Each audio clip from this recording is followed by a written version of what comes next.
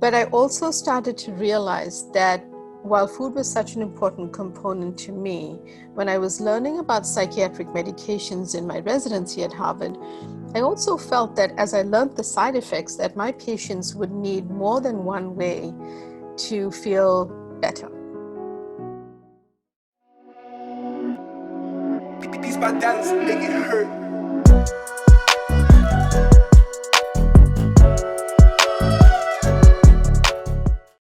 There's a crisis out there that's escalating. I'm not talking about the pandemic. I'm talking about mental health, the term that classifies the commonly spoken about illnesses such as depression and anxiety to the more subtle symptoms such as brain fog, loneliness, or even mood swings. I've always wondered, given how individual everyone's triggers are, can conventional medicine really be the cure-all for everyone's worries? Today we know things that we didn't know before. We know that while food can create disease, it can also be the cure. Today, we have someone with us who's been described as a triple threat in the field of food and medicine. She's a Harvard-trained psychiatrist, a professional chef, and a nutritional specialist. She's here to talk about the gut-brain connection, separate health from havoc, and also shed light on her new book, This Is Your Brain on Food, otherwise known as the Food-Mood Connection here in India today. Dr. Naidoo, I'm absolutely thrilled to have you here today. Thank you so much for having me. I am very happy to be here, Kripa. And the name of the book, let me just show you, is called This Is Your Brain on Food. And in India and in the UK, it will be called the Food-Mood Connection. So thank you for mentioning that. Absolutely. I can't wait to read the book. I've seen snippets of it, and it's such an exciting topic because it integrates nutrition, psychiatry, and food is so much more than just the choices we make. You're absolutely right. You know, what I found was that many patients and many doctors know how to discuss food for lowering your cholesterol, or food if you've gained weight, or food if you have a family history of diabetes. But no one was having the conversation around food and mental health. And early on in my career, when I was in residency at Harvard, well, I guess it started before that, I have to say, because I came from a large Indian family and I grew up in South Africa before I came to Harvard to study. And of course, food was everything. You know, food was a very important part of what we did. Education was another pillar, but I also didn't learn how to cook until much later in life because all the aunts and older cousins and mothers and grandmothers were in the kitchen. I did learn how to bake, but I brought that with me when I moved to Boston because the one thing I could take was my love for spices, my love for family, and being able to bring my mom and my grandmother's recipes. But I also started to realize that while food was such an important component to me, when I was learning about psychiatric medications in my residency at Harvard, I also felt that as I learned the side effects, that my patients would need more than one way to feel better. And I grew up around meditation, mindfulness, Ayurvedic principles, my grandmother telling me to have certain spices or drinks if I wasn't feeling well, if I wanted to study, to sharpen my mind. So I grew up around these ideas and I thought, well, you know, if someone is not feeling well and you have to prescribe a medication in addition to my prescription pad, what are the other ways that they can use to feel better? And part of it was growing up around, you know, really a holistic, if you think about it now, what it would be called in allopathic modern day medicine is a holistic care, level of care or holistic approach. And that was really how I came to integrate really nutrition principles into, you know, prescribing medications. And also my trip to culinary school was really because I loved food so much. And Julia Child was my food hero. And she actually spent most of her adult life, well, a good part of her adult life in Boston, in Cambridge, and was a patron of the school where I studied. And when I was, you know, couldn't afford cable television, and the only thing on television was public TV, Julia Childs was there cooking. And, you know, she wasn't cooking Indian food, but she was cooking. And so that inspired me to feel, you know, more confident to take on recipes and call my mom or get an email with her recipe or her version of something that I wanted to try. And I thought, well, if Julia Childs went to culinary school later in life, almost as a second career, why can't I? So I did it really for the love of it and wanting to learn more. And fortunately, it became a way that I could also speak to patients and speak to, give lectures on just how to integrate these different components for emotional well-being.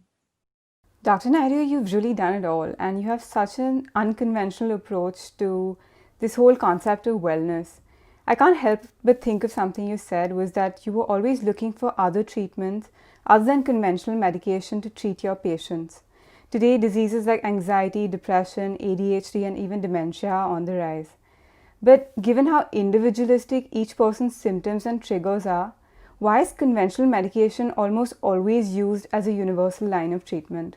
Well, I think, this is a good time before I fully answer your question, which I think is an excellent one. This is a good time to talk about the spirit and the principles of the work I'm doing, which is called nutritional psychiatry.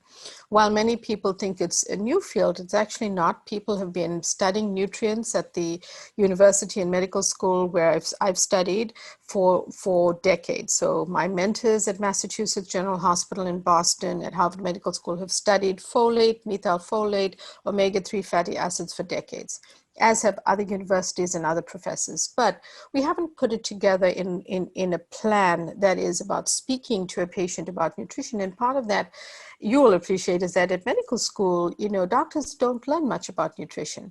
It's something that's been written about in the research, and certain universities and medical schools in the United States have really improved and done that. We are trying to make that change at our medical school as well. It's slow and steady. It's maybe integrating classes, and it's not that they don't get nutrition. They get it. They don't get it in a very dedicated way. They're learning nutrition. They're learning it throughout their curriculum, but in some ways it's not highlighted, yet doctors are expected to have those conversations with their patients. And where this leads me to is that nutrition is not the only way. It is one of the many pillars of a holistic model of care. When someone is acutely suicidal and wants to kill themselves, when someone is manic, so they have such an elevated mood that they are not thinking clearly because they have bipolar disorder or some other type of disorder that presents with an elevated mood, usually it's bipolar disorder. Or they're so severely depressed they can't get out of bed and function, even to do a virtual school class. Or they, have lost touch with reality. So they're hearing voices, or they're really having symptoms of psychosis.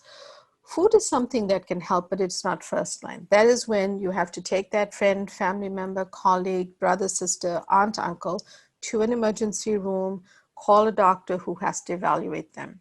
Because in situations like that, not only might they need medications initially, they might need to be hospitalized or something else. It doesn't mean food can't be part of that picture, but it's not the first line. So that's an important distinction.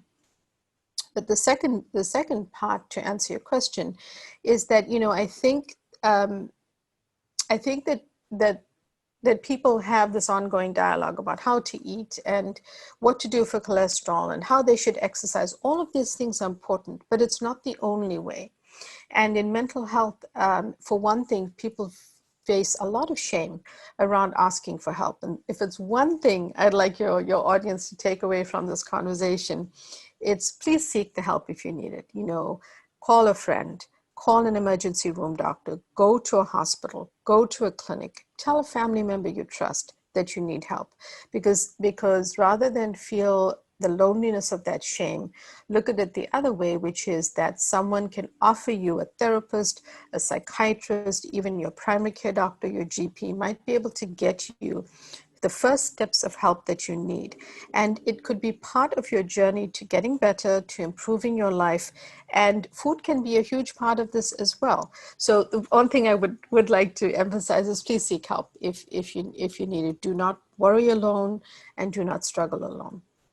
Dr. Naidoo, I think that's such an important message, and it definitely needs to be heard in today's day and age, that we can feel better, that we do deserve to feel better, and we don't have to suffer silently. Speaking of which, you've mentioned individual conditioning, individual triggers in this whole concept of mental well-being.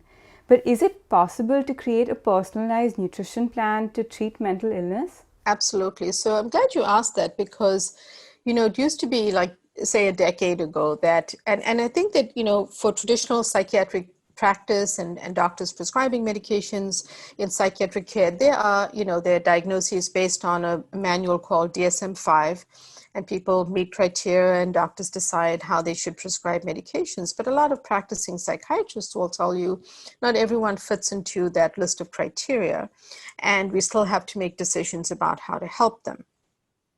So it's what I think has changed slightly, certainly in my practice, is that I've understood a lot more about the research of the gut microbiome and the gut-brain connection, and also the fact that the 39 or so trillion bugs that live in our gut that can either help us or harm us are a very important part of making us unique.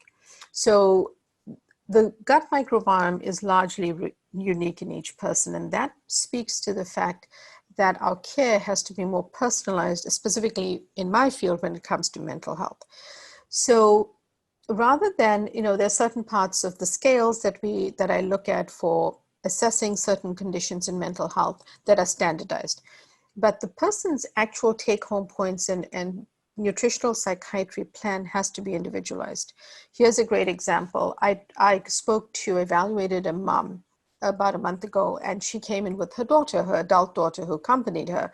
And they spoke about the fact that they both had completely opposite reaction to the same healthy food, one particular food item. And, I thought that was fascinating because what it spoke to is the uniqueness of the plans that we need to come up with. And you can't just assume if you give the mother spinach that the daughter should eat it too. And the daughter was accompanying her in this appointment, but that's how I found out the information. And I think that speaks to exactly your point. It's important to meet with someone, get the information, understand food intolerances, food allergies, and not, it's one thing to dislike a food or to read an influencer on social media, read in a magazine that you should stop eating a certain food. What I'm speaking about is an actual physical reaction or allergy to a food, or an intolerance for something like celiac disease where you cannot tolerate gluten, in which case you have to omit those foods. But in general, what I think people should be really trying to do is eat a whole foods healthy diet. And then from your health coach, your nutrition coach, your nutritionist, your doctor like myself, you figure out the things that you need to do. That's so interesting to think of, that each person has such a unique gut microbiome. And today, researchers around the world are discussing this gut-brain axis. How does gut health impact conditions such as anxiety, depression, ADHD, or even other mental health conditions? So let me explain it as a general principle, because I go into the specifics of each condition within the book. And I would ask people to look, if they're interested, to look at that, just because it breaks it down into, conditions like depression, anxiety, PTSD, OCD, ADHD. It goes through every single one. But there's a general, the first chapter of the book is called The Gut-Brain Romance. And it's called that because what it's intended to do is explain this connection. And then you go into the different conditions and you look at the foods that you should be embracing and the foods that you should be avoiding.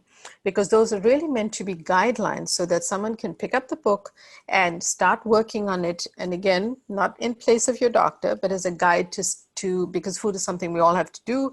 We all eat our meals. So why not, feel empowered to use the book as a guide and then ask your doctor the specific questions. That being said, the reason I described it in the first chapter is, as you said, there's all this ongoing research about not only how we have a mostly unique microbiome in each person, but the research connecting it in mental health as well as several other diseases.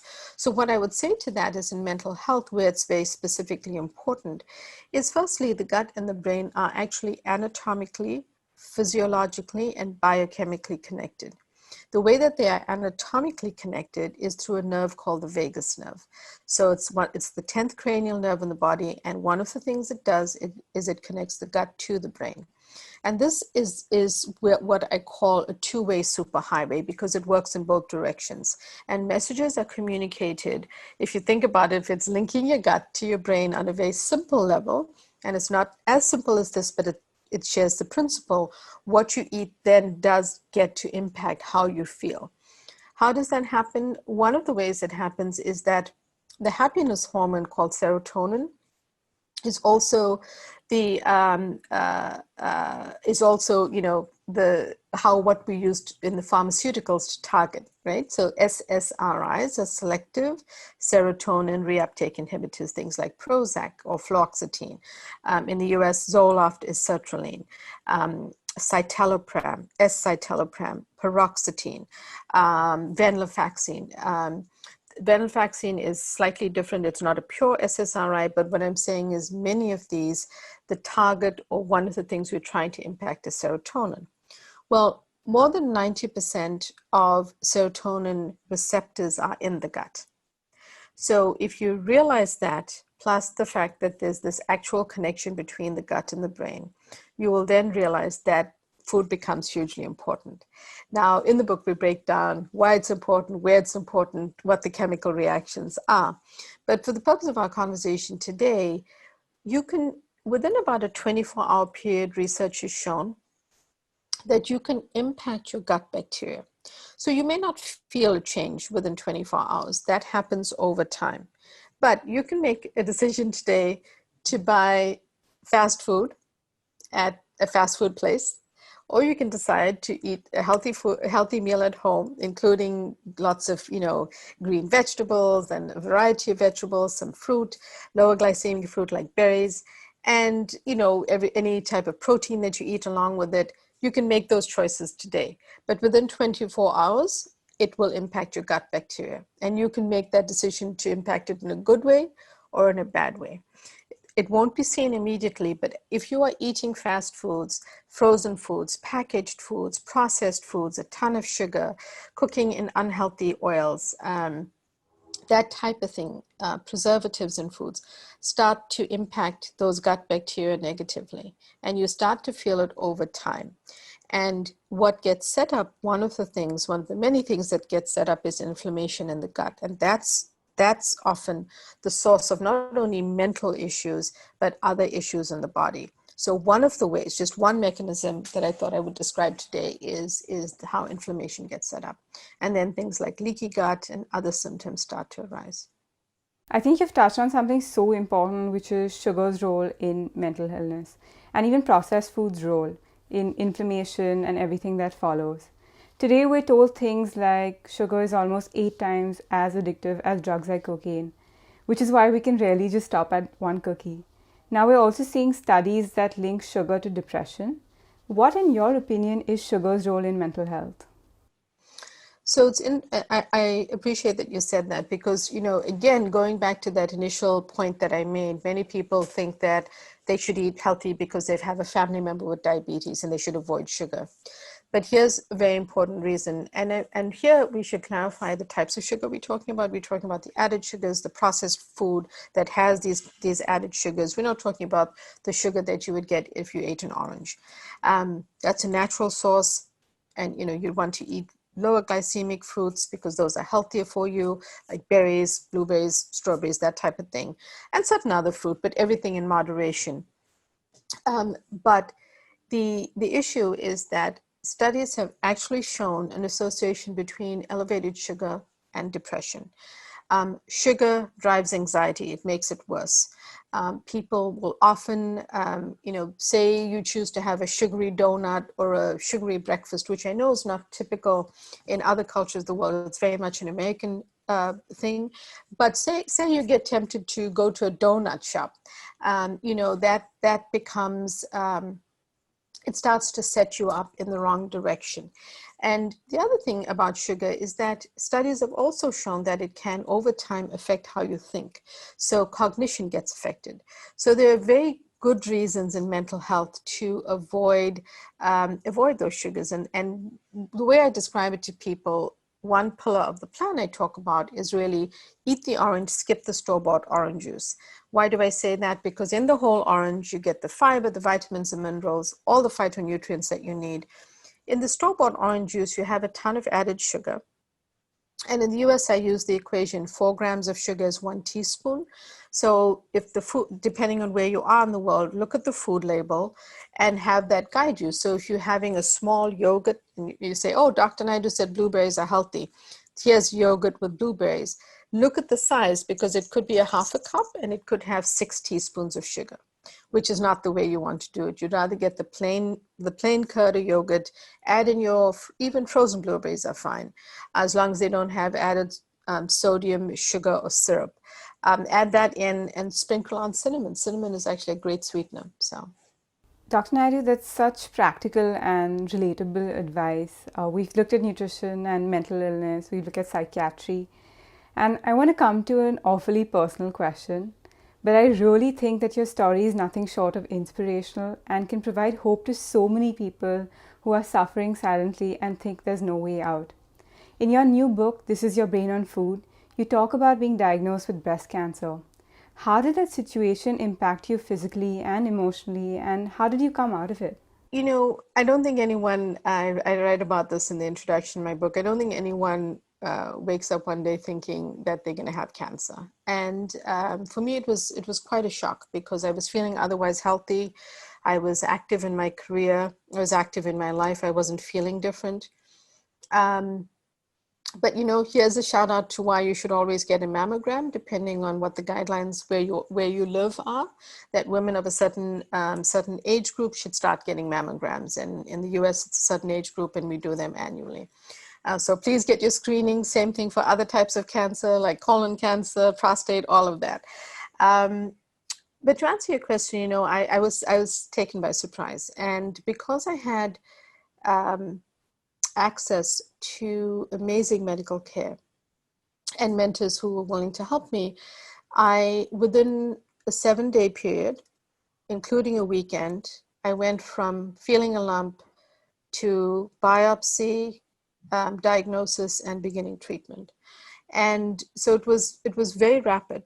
And what happened was that because I had access to such wonderful care, I was still in a state of shock. I was still going through the motions of getting the tests, going from one test to the next test, to the one doctor, the next doctor, and then meeting the surgeon and the oncologist and everything like that. But on the morning of my very first treatment, I was making my morning, I make a morning turmeric tea with a pinch of black pepper, and it's some of what I do every single morning: piece of lemon, piece of ginger. And the switch of the electric kettle just went, the kettle had boiled, the water had boiled, and it was almost like a switch went off in my head, and or people might say a light bulb went out, whatever it is, but a change happened, and I suddenly realized, in that state of shock, because I was definitely anxious. For someone who generally in the world I'm fortunate I don't walk around with anxiety. I was definitely worried. And being a doctor, I knew the side effects. I knew what I was going to face. I knew where they were going to put the IV. I knew what was going to happen. I knew what the side effects of the long term of hair loss and everything else would be. So I was definitely worried. But in that moment, something kicked in. And what it was is it moving from a state of shock to, what can I do? This is my life. This is my diagnosis. What can I do? And I know how to eat properly. I talk about it. Am I perfect? No. Everyone makes mistakes. Everyone has a day when you may not eat as healthy as you would like, but I know how to. It's what I talk to people about. It's what I've been teaching and studying and researching. And I decided in that moment that I would do everything I could. The one thing I could do was control my nutrition. I couldn't control the medications. Being a doctor, it's very hard to be in treatment because you're not prescribing, but you know everything about the medications. And so I decided that I should use what I was talking to people about. And that really changed my mindset. It changed my mindset. It made me less anxious. I immediately started to prepare all my own food at home, because in part, once you start chemotherapy and really strong medications, you really have to be very careful about eating, even in the hospital cafeteria, which is well taken care of, but still you've got to be really careful. And I share that because that made the difference in my treatment. That very first week to 10 days was when my mindset shifted, and I decided that this sucks. This is, you don't wake up and think when you're feeling well that something is going on in your body. And I thought, I'm blessed by having this type of medical care and having a wonderful team of people. I can control what I eat. I can't control the rest. And that was a very significant thing because the way I ate definitely helped me. I wasn't nauseous. I didn't feel sick.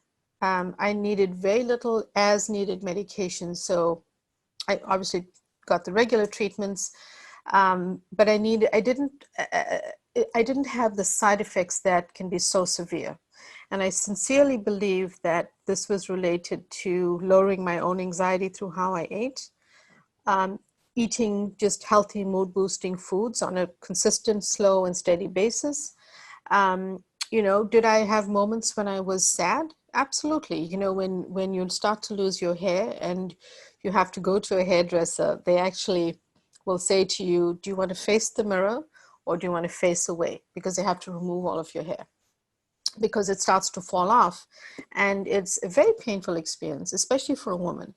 And I said, I want to look, I want to see it come off because I know it's going to grow back. And it's so, in those moments you make a choice every single time. And I think the one thing I would say about it is that food is a way that you can feel better. Speak to your doctor about it. Find out what is safe for you to eat. Every medication has a different side effect profile. For example, grapefruit are considered healthy. They interact with a ton of medications. So, that is the reason you might think, oh, why is Dr. Naidoo saying ask about food? Speak to your doctor about the food you're eating, because they will know how to guide you. But I used it as a way to really fortify my mental well-being, and I think it made a difference. Thank you for sharing such an incredibly powerful story. I mean, today we know that food is more than just texture, grease, and taste. We know it's more than grilled chicken and vegetables. We know that it has a power to hurt us or heal us. But right now, while we're up against this epidemic of stress, we're also fighting a pandemic. We're not interacting the way we normally would. We're not having the connections we normally would. There's so much job insecurity. There is uncertainty that looms when it comes to the future. What, in your opinion, can someone who's at home do right now to manage their stress, lower their stress, or even improve their mood during such uncertain times? So the way that like I said, Kripa, there's a lot of specifics in the book. However, the way I think about it is the following. I mentioned the one principle of eat the whole food. So rather than go get the fancy juices and the things in the supermarket, buy the whole foods, buy the whole oranges, buy the fruit that are healthy. The other principle I talk about is eat as many colors. Eat the colors of the rainbow. What does that actually mean? The reason we are talking about colorful fruit and vegetables is these are rich in phytochemicals, which you can actually tell us more about, but they are flavonoids, they're polyphenols, and all these different things. And they bring back, good ingredients to our body and our brain, because the antioxidants in these foods basically help our brain. So I say to my clients, eat as many colors in a day or a week, count the different colors, red peppers, bell peppers, spinach, greens, onions, whatever it is that you're thinking, carrots, beets, whatever, put them all together. And that means eating the rainbow. But the other important thing about it is that you cannot get fiber from animal or seafood proteins. You can only get it from fruit, vegetables, beans, nuts, seeds, and legumes, and healthy whole grains. So, lentils are a huge part. Types of beans are wonderful. These are all things that bring back fiber. Why is that important? Because fiber feeds the good bugs in your gut and fortifies them. So you want those bugs to work in your favor. And I use the term bugs because it's not just bacteria, it's different kinds of bugs in the gut. So that's why the second principle is important. The third one is stay away from the stuff that we talked about at the beginning, which is, fried foods, packaged foods, anything in a box. When the label is this thick, so long, and the words that you can't pronounce, stay away from it, because it has, I can tell you, it has colorants, food dyes, stabilizers, added sodium, a ton of sugar, stuff you don't want. So it's sort of trying to move away from, no one can do it in a day, no one can do it overnight. It's slow and steady change. If you only eating fast food right now, can you start to make something at home? Can you incorporate a healthy salad? Can you, cook some lentils? Can you include healthy whole grains in your diet that you haven't tried before? Or, can you start to cut back on that and replace it with something healthy? And then, I think that the other part of this is also just including what I consider to be healthy foods, and foods, again, that help your gut, prebiotic foods and probiotic foods. And the difference between these is that people know about probiotics because many people might take a supplement, but fermented foods are what do have the same effect as a probiotic. So fermented foods are sauerkraut, kimchi, miso, kefir, which is a soured yogurt. So foods that have a fermentation process bring back those good bugs to the gut. So I think, if people are making dosa, that could, the fermentation process could actually be good for you. Now, you eat it in a certain quantity with all of the foods. You eat them in portion control and add them to your diet. But those bring back, kombucha is another one, bring back good bugs to your gut. Prebiotic foods are things, think about the allium family, so garlic, onions, leeks, and then it extends to a few more foods which we list in the book. But they fortify the good bugs. So the as well as dairy and non-dairy yogurts also have probiotics in them. So those four things are what I ask people, where I ask people to start. Why do I say that? Because you will see that there's a repetition of certain components throughout the book, that there's certain things that are just going to do your brain good. They're going to help your brain, and we will break down the different studies in each condition for you, whether it's OCD or PTSD or depression. And by simplifying it into those pillars, you can, right now, if you're listening to this, start today by, start to eat more yogurt, or, do eat some fermented foods, or, start to eat the color of the rainbow, because those things will help you. They will help your gut, they will help your brain, they will help your body. And what I find is when people employ these healthy principles, they also go back and their doctors are also happy about their blood test results, because they're just employing a healthier diet. And then in each diagnosis, you go through the individual foods as well. Dr. Naidoo, that's such great advice. And what I really appreciate about it is that it's so practical. It tells us that food can have a domino effect on multiple aspects of our lifestyle. And most importantly, that sometimes the cure to our problems lies a lot closer to us than we think. Sometimes as close as our backyards or our kitchens, with simple things like spices. Dr. Naidoo, I can't wait to read your book, and I don't think I've ever promoted any product or supplement or anything on my website or social media handles, but I know that this book is going to be a game changer, and I strongly recommend it to everyone who's trying to better their mental, physical, emotional, or even existential well-being, because this is your brain on food, and that's such an important message to take away. Which I forgot to say earlier, which is, and I forgot because I was kind of going through something else in my head, but spices are in our cabinet. They're low calorie or no calorie, no added salts. They last for a while, and we use it very frequently in our cooking. Things like turmeric with a pinch of black pepper, capsaicin, which is the component in chili powder or in chilies, ginger, garlic, to name just a few, and we list several others in the book, are things we do and use. Many of us use every day. Some of us don't use it every day. Of all of those, if you just continue to use turmeric with a pinch of black pepper, because piperine in black pepper activates the curcumin in turmeric, makes it more bioactive and bioavailable to your body and your brain. That's one simple thing that if you're not doing it today, you can start to do. And spices have a huge place in mental health and mental well-being. Saffron helps depression. And it's one of the times that, because of the expense of the spice and the amount that you need, that maybe you should speak to your doctor about a supplement in that case. But don't ignore spices. I meant to say that as well. As a chef, I really care that food is tasty, but you can find healthy tweaks, to make it still delicious. And spices is one way. Absolutely, that's so important because again, it's just always available. But once again, I'm just absolutely thrilled you've been here. And once again, thank you for all your valuable effort and your expertise.